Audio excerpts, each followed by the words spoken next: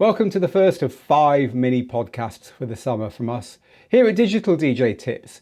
We're taking a break on our main podcasts for July and August, so instead we have this mini summer school for you, where I'm going to talk you through our 5-step process that's helped DJs learn this craft since the first edition of my book, Rock The Dancefloor, became a global bestseller on how to DJ back in 2016. Indeed, the second edition has just followed in its footsteps. Think of these as extra advice, extra thoughts, extra tips on each of the 5 steps of DJing. So today we're going to talk about gear. We're going to talk about the geeky stuff. We start with gear because if you don't understand the equipment, the gear, the software you need in order to DJ, you're never going to feel comfortable and you're never going to be competent. People expect a basic competency from a DJ, right? You turn up to DJ somewhere and they expect you to know how to plug in. It might be that when you do so, the person who's actually there is not the manager or is not the person who knows about their audio equipment, so you're expected to at least know how to turn it on by the junior staff member who's in the venue or whatever. DJs are expected to have a basic kind of geeky, nerdy confidence about what is necessary to DJ. So we're talking audio systems, we're talking things like what is technically known as gain staging, and gain staging is just basically getting the volume nice and loud without everything distorting, and things like that. How to, even down to how to wire a plug, how to plug things in, knowing what plugs in where, knowing what's safe, what's dangerous, and so on. So as I say in our book and in our course, the all new complete DJ course, we go into a lot of detail about these things. But the bottom line is, look, if you want to learn to drive, then you get taught by an instructor who will teach you to drive any car. And so that once you've got your license, you're free to go out there and drive anything, right? Within reason. And it's the same with DJing. You should be, once you're competent, once you've been taught, you should be happy in any situation with any DJ gear, and not the big trap we see people falling into, not being the kind of person that's only confident on their laptop with the DJ software platform they've learned, using the features that they've learned, and using the particular piece of DJ gear they've learned.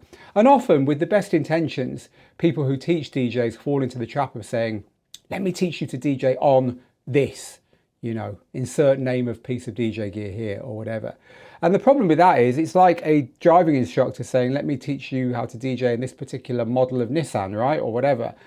It's the wrong way to approach it, because as any DJ who has done any kind of work will tell you, your last 5 DJ events that you've DJed at, you've probably played on different gear in 3 of them, and you couldn't have taken them otherwise. You'd have had to say no, which is a little bit weak, really, isn't it? So I've got 3 tips for you today then, and these tips are kind of in addition to the things you'll find in our courses and in our books.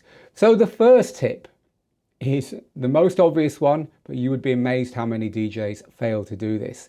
And I'm looking at you, male DJs. And the tip is this: read the manual for what you've bought. It's incredible how many people never get that far. And I know, because I'm one of them. My job as a professional DJ instructor is to read the manuals and to make sure that I can effectively teach what's in them. But take me away from that environment and I'm just as bad as I'm going to guess you might be.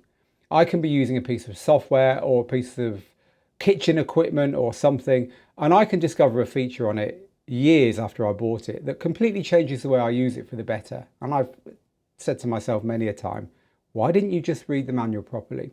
So if that's you, then for the sake of your DJing hobby, for the sake of your audiences, for the sake of your performances, please take the time to read the manual for what you've already got.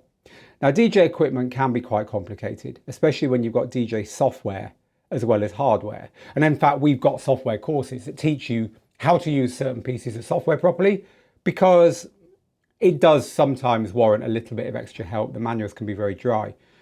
But that's no excuse not to take some steps towards learning everything that your gear can do, because the manual will have everything in it. You might have to take a deep breath and do it in small chunks, but it really is worth learning. And especially because this is a performance game.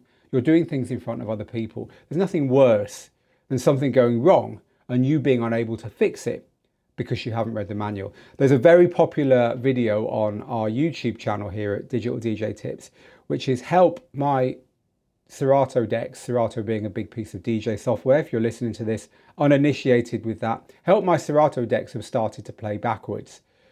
And it's a single key on the keyboard that you can press that gives you a shortcut to play the deck backwards. But if you hit it by mistake and you don't know that exists, you're kind of in trouble. And if you happen to be playing in front of an audience at that time, you're in real trouble. And people have literally Googled this and found our video. And if you find that video and look underneath, the number of people say, "You saved my life." You know, we're glad to have saved your life, but if you'd have read the manual, you wouldn't have needed this. So read the manual. My second tip is try to DJ on something new, something different, something you're unfamiliar with. This is to get you out of that trap of only knowing how to do it on the one thing that you understand and doing it in the one way you've done it. So the best way of doing this, the cheapest way of doing this, is just to go to your app store for your phone and download a piece of DJ software. You can get DJ software there on free trials or for free or on, $5 a month subscription. It's not the stuff you're used to, so now you've got to figure out how to get the music in, how to mix between the decks, how to record your sets, how to do all the things that you're used to doing without thinking about it on your existing gear. And it won't cost you anything extra. Of course, if you can try something on a new piece of DJ gear, or maybe your DJ gear can work with another brand of DJ software, give that a go. This is all really useful stuff because a little bit like learning a language, if you've ever learned a second language and then gone on to learn a third language, my sister-in-law knows kind of 5 or 6 languages. And I said to her once, "How hard is that? I know 2 and it was very, very hard to learn the second one." And she said it'd be a lot easier to learn the third one because all the rewiring of your brain you have to do in order to learn a second language all kicks in again when you learn number 3 and 4 and 5. And it's the same with learning to use different DJ gear and learning to use different DJ systems. If you learn to use a second type of software or a second type of equipment or learn to DJ on your phone or whatever, you'll find that when it comes to suddenly having to DJ in your local bar on some other equipment you've not come across, you'll use all that knowledge and all the kind of things that you had to get over in order to get good at using equipment type number 2 or software type number 2. It will all kick in again. The confidence will be there. You'll find yourself finding things a lot quicker.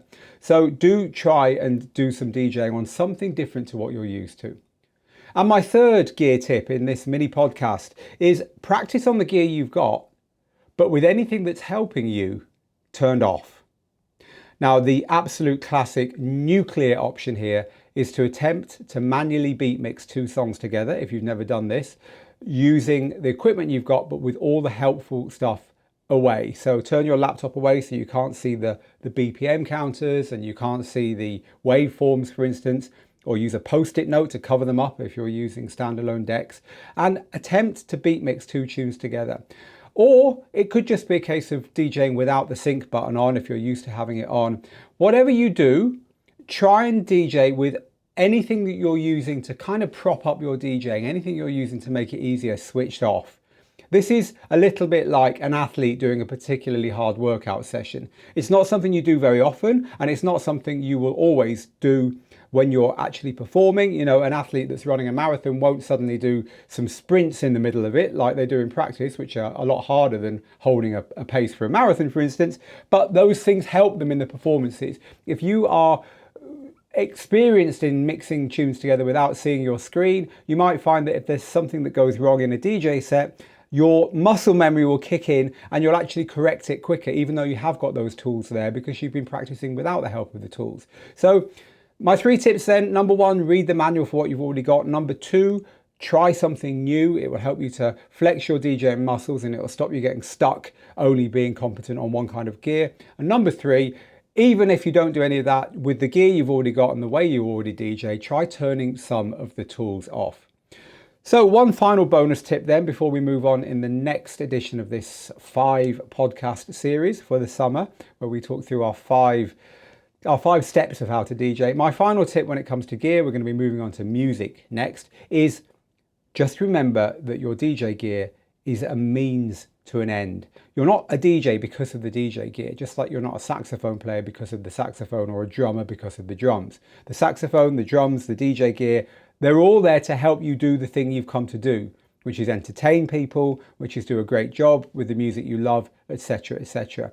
What I'm trying to say here is you should move past gear. It's no surprise that we have it at the beginning of our 5 steps, because the gear is there to do its job, and once you've mastered it, it's finite. You can learn everything you need to know about the gear. The really exciting stuff happens down the line. So remember that, and I will see you in the next of this mini podcast series when we look at music. Until then, get good, get out there, make the moments, and if you're not a subscriber to this podcast already, please do subscribe on your platform. 5-star reviews are always helpful, and to learn more about our courses here at Digital DJ Tips, head to digitaldjtips.com/courses. Bye for now.